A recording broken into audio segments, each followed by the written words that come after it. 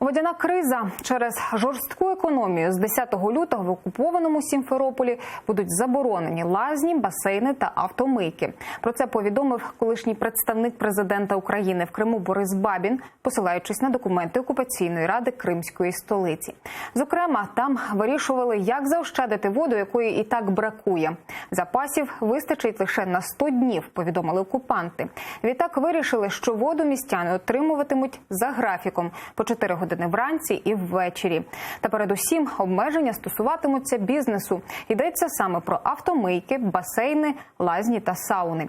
Їх закриють до особливого розпорядження окупаційної влади.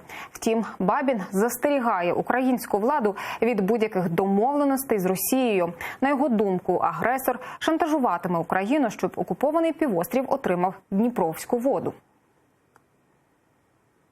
Реальні фактори – це погрози і гроші. Росія погрожує військовим вторгненням і пропонує українським посадовцям, як то кажуть, в кишеню величезні суми. Це не є таємницею, бо така сама політика була і за попередньої влади.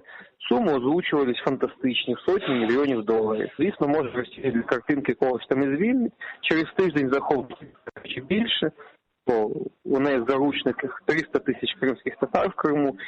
Росії є кого захоплювати, це буде нескінченно. Тому, на жаль, це дуже і дуже небезпечно.